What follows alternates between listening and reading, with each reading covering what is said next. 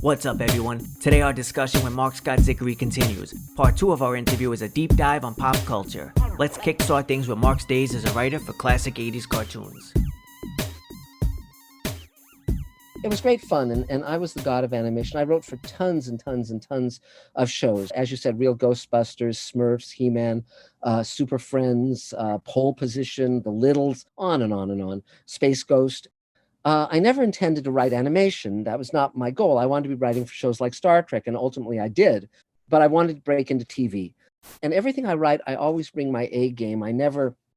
I'm slumming, whether it's Friday the 13th, the series, or Sliders, or anything that I do. I'm always, aiming for a home run. And someone once asked me when I was writing animation, they said, "Do you write for the child in the audience?" And I said, "No, I write for the child in myself." I mean, if I entertained myself, if I thought a joke was funny or a story was exciting, then I knew my audience would. And I'm still the same now. I mean, when I write for Space Command or any of the other things I'm writing for, I'm always in alignment with my audience. And the group of people writing animation then was very small. There were maybe 30 of us, maybe. So we were all writing on all of the shows. So Michael Reeves and Ted Peterson and Buzz Dixon and Mel Gilden and, Patsy Cameron, so forth. These were names that you would see on all the shows. And there were two different kinds of animation shows. There were sort of the superhero / science fiction kind of show like He-Man or Black Star or Super Friends. Then there was sort of the funny animal show like Biscuits or The Littles or the Smurfs. But in terms of storyline, they were very similar. It's like, because there was always sort of like, what's going to happen that's going to be a threat to everybody. The most oft used phrase in every episode of everything I wrote was, "Oh no." Oh no. Oh no. And then you're running, and back then a half-hour script an animation would be 55 pages because you had to call every shot. So it'd be like 2-shot Brainy and Papa Smurf. Then you'd have the little dialogue, and then you'd say all inclusive as Smurfette enters, or whatever. And because I had an art background, I could visualize all the shots very clearly in my head. And if I could hear the voice of the character, I could write the character, whether it was Brainy Smurf or Spock or Sulu or whomever. Everybody, this way! I hate this way. And I became He-Man, the most powerful man in the universe. I was writing He-Man before they had animated any of it. So, you'd get sent a Bible and you maybe be shown what are called model sheets that show what the character is going to look like. Mm-hmm. And then you just come up with ideas, come up with stories, write the scripts, off you go. In a given week, you might be outlining an episode of Smurfs and writing a script for He-Man or Black Star or any of these shows. And, you were always multitasking, always coming up with one thing while you were finishing another. And it was very fast. And you'd have about a week to write a script. And, it was great fun. We were all young. We were all in our 20s and early 30s.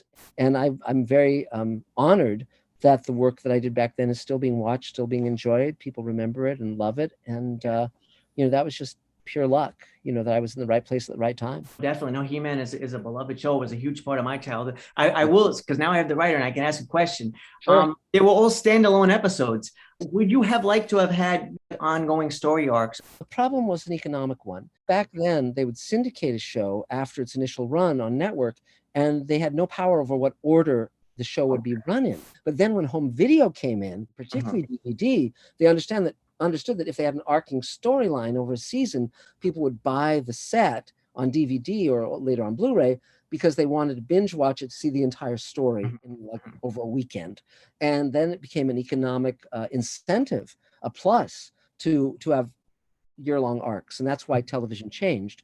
I can work in either format. It's sort of like with Space Command, I'm structuring it in 2-hour stories that have a beginning, middle, and end, but then there's a larger story that covers the first season. So you can watch episode 1 and episode 2, and that comes to an emotional conclusion. But then as they're all fitted together, there's a bigger story. With Real Ghostbusters, Joe Straczynski story edited, and we were friends, and in fact, Michael Reeves and I helped get Joe into television, and I recommended him for his first live-action story editing job on Captain Power. Joe was hired as story editor, along with Chuck Menville and Len Jansen, and the movie had come out, and they didn't even have it on home video yet, so they sent us VHS tape of the movie. We all loved it, of course. And Joe said, let's plot these, let's write these exactly as if we were writing a sequel to the movie. And that's exactly what we did. And so you could really have social satire, and you could really, that was a super fun show to write for. I wrote a bunch of them. I really enjoyed it thoroughly. As a kid, you were on the set of, was it the last episode of Star Trek? Star Trek, yes. I was very, very lucky. I've loved science fiction as long as I can remember. I was that kid, and when Star Trek was on, as I said, I was recording every episode on reel-to-reel tape, and I just loved Star Trek. I kept a scrapbook of clippings from that period when I was a kid, and my friends knew I was a Star Trek fan. So one of my mom's, I was being raised by a divorced mom, and one of her boyfriends introduced me to Nichelle Nichols, which was an amazing experience. I met her at her apartment. She gave me her signed script of I Mud, signed to me. And then I was a very smart kid, so I said, "Do you have any more of these?" And she reached in her basket and pulled out 5 other scripts. So I still have those, and they have all the Uhura lines circled because that's how she would memorize her lines. And then my friend Fred Bronson, we both ended up writing for Star Trek: The Next Generation. My friend Fred Bronson got me as a Christmas present. He got me a trip to the Star Trek set, and I was there for Turnabout Intruder, and it was the last episode ever filmed. And at one point, one of the stagehands said, "Last show of the season," and I was close enough to Majel Barrett because they were shooting in sickbay. Majel Barrett, under her breath, said, and I was the only one who heard it, she said, "Last show ever." And the irony with that was that years later, I did a Star Trek New Voyages episode with George Takei, and I recorded Majel as the computer voice of the Enterprise. This may have been the last time she ever did that role. She died not long after. But it's so ironic that not only was she wrong about Star Trek, she was wrong about her in Star Trek. But it was just amazing. And I sat in the captain's chair. I stood on the transporter. I looked up and saw the light bulb that was screwed in. It was just a dream come true. It was so cool. I can't imagine. I was lucky enough to enjoy the Star Trek experience in Ticonderoga. Well, I shot on those sets because when I did the World Enough in Time with George Takei and Christina Moses and Grace Lee Whitney, we shot on those sets. And actually on my YouTube channel, Mr. Sci-Fi, you can watch that entire episode. It was nominated for the Hugo and the Nebula. I'm very proud of it. I co-wrote it with Michael Reeves and directed it and executive produced it. And I put a year and a half into making that episode. I had final cut on it.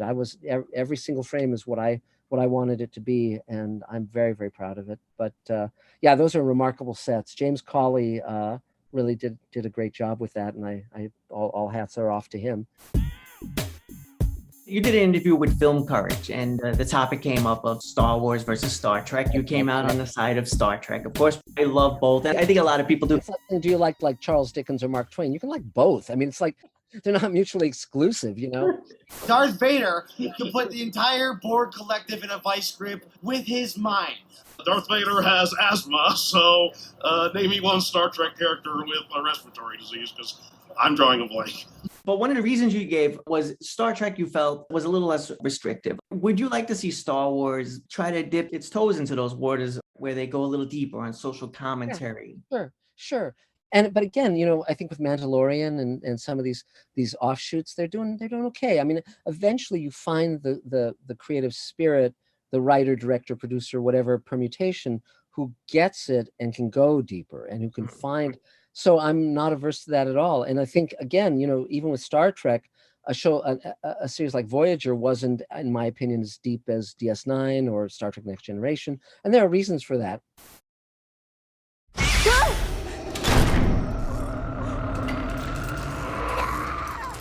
The problem with me in Star Wars is simply that I was too old when it came out.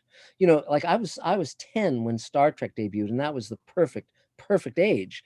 I was recording it on reel-to-reel audio tape in case they never showed it again, back in 66. But I was in my 20s when Star Wars came out, A New Hope, the first one, and I liked it, but it didn't rock my world because I was in my 20s by then. I was kind of set, in who I was and what I was into and what I was about. If I'd been 13 when Star Wars came out, I'd be dressed as a stormtrooper now or whatever. It's like, But I have a lot of friends who work on Star Wars. My friend Ian McCaig designed Darth Maul and Queen Amidala and many other characters, and he's our designer on Space Command, and on every project I've had over the last 25 years, I've had him aboard.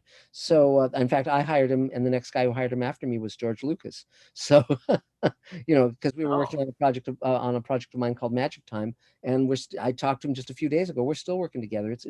It's just great. But the problem, of course, was those second three films. I see. For me, the problem was that George Lucas, after Empire Strikes Back, which is a great film, George Lucas decided he was making films for kids rather than films for everybody, and that's a really different vibe. And when you start thinking about the toys and the merchandising, and that starts to run the show a bit, like I remember when Darth Maul jumps on this like flying motorcycle thing, and it's like, oh, that's a toy. Okay. Great. Onward. It's like, and Darth Maul was a great character, and that fight was amazing and wonderful. I wouldn't have, I mean, I would, after they cut him in half, I would have had both halves grow back into a full Darth Maul and had two of them. I wouldn't have like written him out of the thing.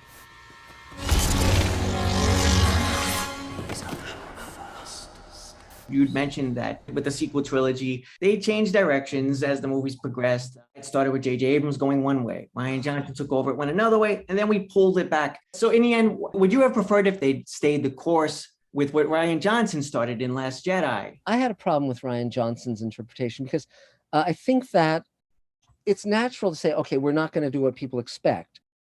But the problem is that if you go too far from the expectation, it's not emotionally satisfying. And so it's like, oh, they give Luke the sword and he throws it over his shoulder. But then when JJ does the next movie, Luke is there as a ghost. It's like, what the hell? What are the rules here? And Leia's flying through space and able to breathe in a vacuum. It's like, what are you doing? And I think it's because of creative chaos, and I think in the first trilogy, there was a consistency of vision. And he had Lawrence Kasdan aboard. He had Lee Brackett early on. And I love The Empire Strikes Back. I think it's great. And A New Hope was terrific as well. But Return of the Jedi starts to get a little goofy with the Ewoks and all that nonsense. But it's still a good movie. And it still has great things. The speeder bikes and all that stuff. That's great. The fascinating thing is the first 6 stories, that the prequels and the first, and then the 3, the storyline, the structure is totally solid. And if they had just had a real writer on those prequels, I mean, someone like Lawrence Kasdan, and if they'd said these are going to be adult storylines, and we're going to cast someone who can act, it's like, but it's like, because the story of the golden boy who gets seduced into being the evil one, who then, for the love of his son, sacrifices his life, that is a great story. And had that been done well, without him being whiny and it's kind of creepy. You meet this girl when you're 10 and then you end up marrying her, and oh, Jesus Christ. Anyway, that's it's like sleeping with a babysitter or something. But the thing is, but it's still a great story arc, and it really works. But the problem was that George Lucas wasn't able to write dialogue that didn't suck. He wasn't able to write characters to go deeply enough. And I mean, he's running an empire. He's the emperor of Star Wars, and so there's so much on his plate. He really needed to say, look, let's get someone really who can kick the shit out of this. The problem when you get to JJ is JJ loves Star Wars. He very much wanted to deliver on it, but then you cannot go this direction, then take a left turn, and then go right again and try to get back to where you started from. It doesn't work. And so, like, who the hell is Rey? I have no idea. Who's Poe Dameron? I have no idea.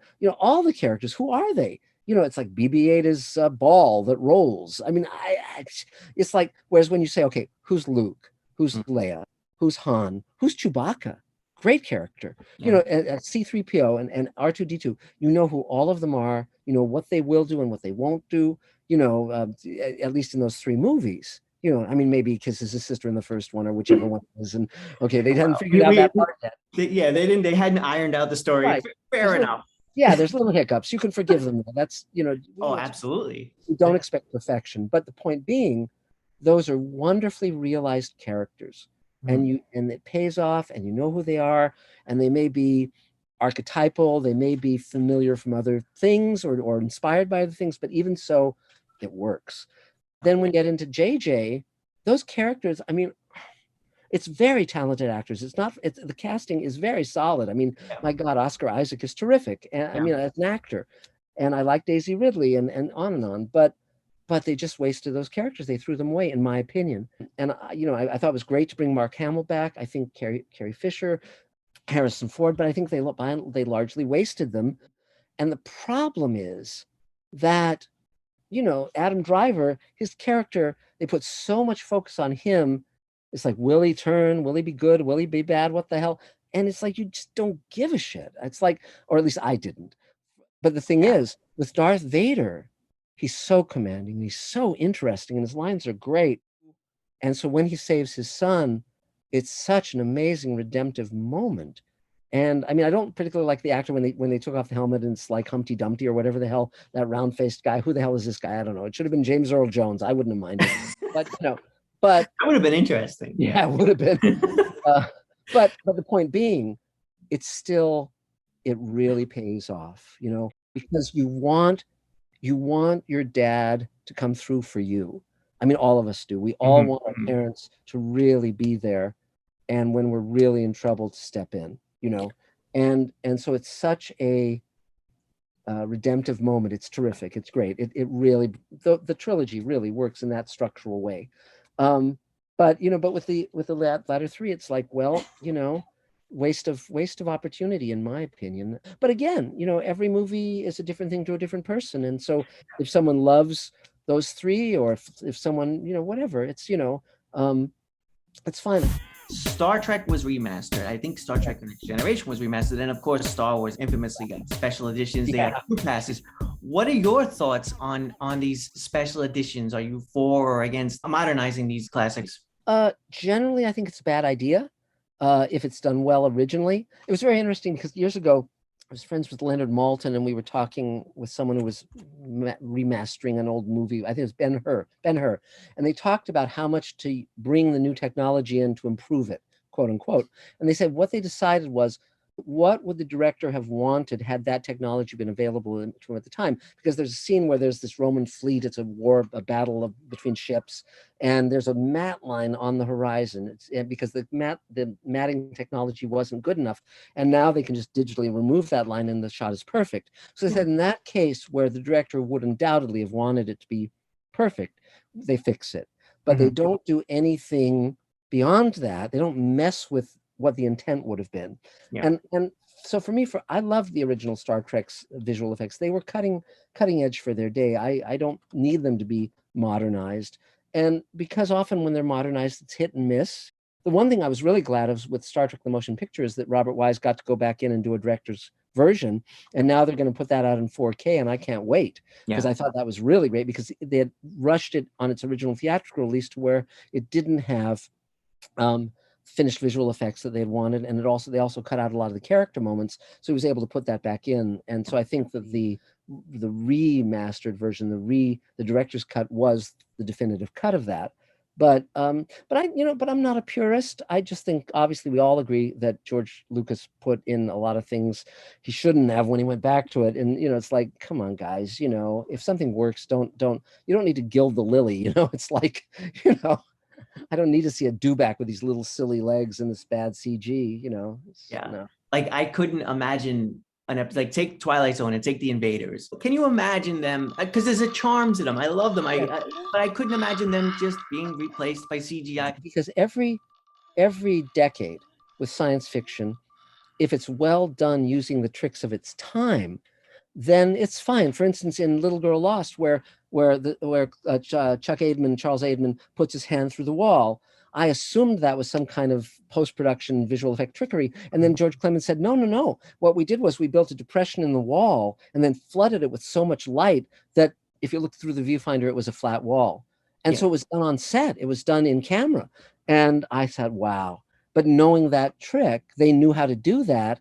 And it's exactly as great an effect as if it had been done now. I find that practical effects hold up better. I'm sorry, over the years they do. I go back to specifically stuff from the 80s, 70s, and 80s. John Carpenter's The Thing is so terrific. Rob Bottin. That's the best example. Yeah. Yeah. Speaking of horror, do you have a favorite horror movie or horror TV show? In terms of film, I love The Thing that we just mentioned, John Carpenter's Thing. There's a lot of great stuff. I mean, I'm watching The Haunting of Bly Manor now. I'm getting into Mike Flanagan now. I liked Midnight Mass a lot. I thought it was great. Guillermo del Toro, writing a book with him was huge fun, and hanging out at his house with all the spooky, cool stuff that he's got at his various mansions. I like some of the old horror, like The Haunting, the Robert Wise one with Julie Harris. I think is terrific. Invasion of the Body Snatchers, both the original and the Kaufman one they're both great. So there's tons of stuff. And I may as well ask just about modern sci-fi real quick. What are your thoughts on the new Doom movie? Did you love it? I liked it, but I didn't love it. It didn't touch my heart. I thought it was extremely well done, and I loved the flying machines. Those were terrific, the dragonflies. But it didn't grab me in the way certain things do. I actually like Blade Runner 2049 better. Interestingly, for all of its weaknesses, I got engaged by those characters. And but again, I think it's a good job, and I think it's a worthy film. I've seen it twice now. And and again, I think it's a great time for science fiction. Some things succeed better than others, but I think there's such an amazing amount being made. And the fact that even for myself, my fans gave me $3 million to make Space Command, and I was able to open my own studio, and we've recorded 7 hours of Space Command. We're going to do the entire season. We're shipping out the first 2 hours to our backers at Christmas as a digital download, 1,800 visual effects shots. We're building an alien spaceship now at my studio. I mean, 8-foot-tall creatures. It's great. And beyond that, I'm creating 5 shows with my friends. I'm creating a show called Sweet Haven with Rockne O'Bannon, who created Farscape, and Fugitive Space with Mark Fergus and Hawk Ostby, who created The Expanse. And then we're doing that Rod Serling show. We're negotiating on that now, and other cool shows as well. All science fiction, fantasy, and horror. So I'm at the most creative point of my life, and every day's Christmas. So.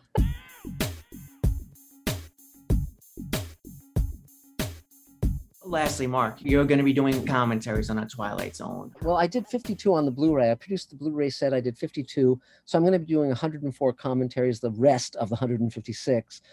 We launched a campaign to raise the money to do it. We're going to put that off. We've temporarily put it off till March because the person who ran the Mystery Science 3000 campaign and the Reading Rainbow campaign and so forth, we're in conversation with him to come aboard, because ultimately what I want to do is finance all of our TV shows via the internet. I don't want the studios and networks to decide what we're going to make or who we can cast. For instance, one of the people I cast in Space Command was Nichelle Nichols. We actually shot a scene with Nichelle, and I brought my album, my scrapbook, with the letter she had written me and the photograph she had signed for me when I was 10. And she signed my scrapbook for me on the day that I was directing her in a scene I had written. And this is years, 50 years later? I mean, it's amazing. And we have Doug Jones in Space Command, and Bob Picardo, Mira Furlan, Bill Mumy, on and on. I mean, Gates McFadden is going to be in the show I'm creating with Rockne O'Bannon, as is God, you name it. I mean, it's an amazing cast. Gates McFadden, Barbara Bain, Robert Picardo, Michael Harney from Orange is the New Black. Ethan Phillips from Star Trek Voyager. It's going to be a great show. But it's just like I have total creative freedom. And so thanks to my audience. And I have my own channel, Mr. Sci-Fi, on YouTube. So people can go there, they can subscribe. I post about science fiction all the time, and they can watch Space Command. They can watch the Star Trek episode. There's tons of fun stuff there. So, I actually did a 1-hour commentary about the development history of Dune, from Frank Herbert writing the novel to Jodorowsky to David Lynch to the new version. So it's fun stuff. I just, I'm loving all of this. Awesome. Mark, it has been a pleasure. I will put links to everything you discussed in the description area below. Thank you. And thank you very much. I totally appreciate it. It's been a blast talking with you, sir. Well, you too, Anthony. And anytime you get to LA, we'll give you a tour of the studio. You can get to tour the spaceships and all that stuff. Maybe we'll put you in a spacesuit and shoot a scene. All right. I'll be there tomorrow. Hey, sounds good. Well, you take care. I've had a great time. Thanks so much. It was a great conversation. Thank you. Take care. Take care. See you next time.